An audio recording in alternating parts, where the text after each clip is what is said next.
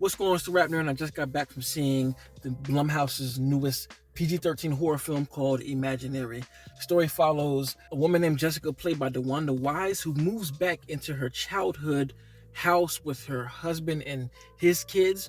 And as they're living here, the youngest girl, who is the husband's daughter, starts to see things, and it brings up a whole lot of things from her past that she has to confront head on.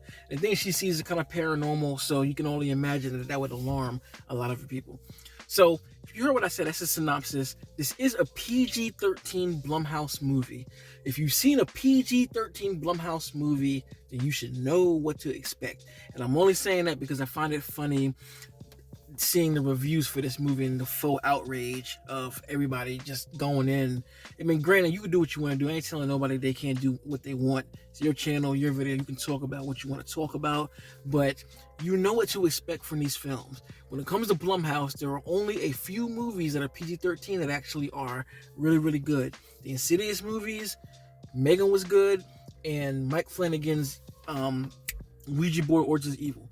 Those are the only three that come off top right now. I mean, there might be more, but we know what to get, what we're gonna get from these films. So to see just the outrage of horror reviewers and other people out there is funny to me. I'm like, do y'all not watch these movies? These are all tradition of what horror has always done, releasing commercialized popcorn horror films. I went to see every single one of these in high school from 2002 to 2006. I was in high school at that time, so I could only see PG-13 films, and I went to every single one that dropped that weekend. And I'm like, I don't know if some people don't know about these movies or have gone to see them. I used to watch Sci-Fi Channel a lot back in the day when I just had cable, and they had some of the worst movies. We talking about like Python versus Megalodon. We talking about Atlantic Rim. We talking about Anaconda 6, Lake Placid 7, you know what I mean? So I'm used to seeing way worse things, and by no means am I putting the cap on and saying, oh, you can excuse the movie for being bad. It's not what I'm saying, because I don't think the movie's bad. I don't think it's the greatest thing ever either. I think it's like right down the middle of just like being decent. And I personally enjoyed myself. Was it written well? Not really. Do a lot of the concepts work out? No. There are a lot of clueless moments? Yes. But I enjoyed it for what it is. I was able to cut my brain off and just experience the film because it's well made from a technical aspect, and there are some things that I enjoyed.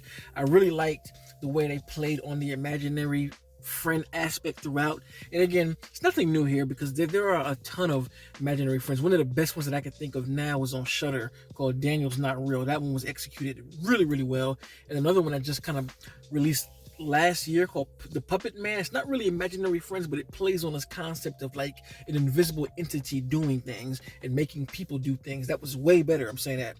But for this version of a PG-13 easy watch type of film, this works, man. Like, I enjoyed it. Like, you can watch this movie with a group of people and it will go off.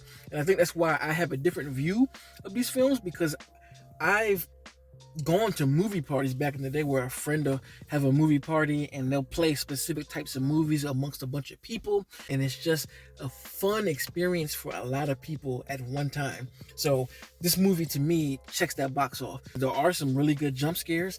I think there are some pretty good effects, both VFX and practical, and it just has a lot of thrills in it that can keep you attached to what's going on. Again, if you are willing to go in here, just take it for face value. And when you start diving deeper and like looking at it from other, a whole different aspect of like plot holes and the script and the screenplay, it ain't all that at all. You know what I mean? Like, there are magical characters where, they find out things through somebody just so happening to know everything. This movie literally abides by the tropiest of tropes when it comes to entity movies. First act, the family gets terrorized or a person gets terrorized. Second act, they find somebody who knows about it through research. Third act, they take on the entity and win. Literally the same thing. You can see it coming a mile away. And while I can see it coming a mile away, I do like that these films keep getting created because it gives these teenagers something to go see, and it's a good one for folks who are entry level when it comes to horror. Like, I guarantee that if you take somebody who doesn't watch these movies like that, they're gonna get some enjoyment at it. There's some good thrills.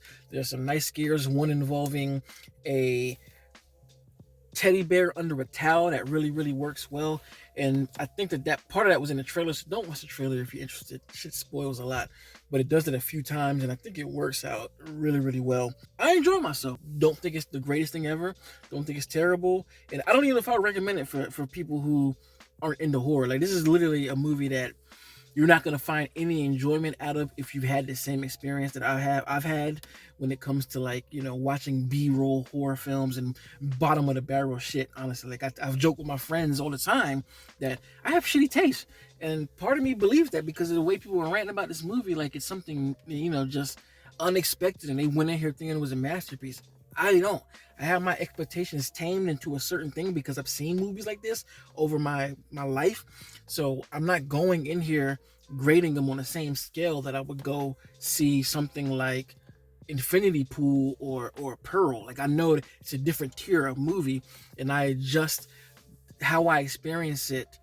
I adjust my enjoyment of it, of how to experience it, because at the end of the day, I'm going to a movie to have fun and experience. I don't go in there with a pen and pad, so I'm able to point out different things from a technical aspect because I want that to be known too. You know what I mean? Like, I do care about the technical points of filmmaking, me being a filmmaker myself, and I also want to enjoy my fucking self, man. Honestly, like, I just do. I don't go to the theaters to grade shit. You know what I mean? I think a lot of movie culture has been ruined by reviews, but that's a whole different story. I'm getting into a different bag.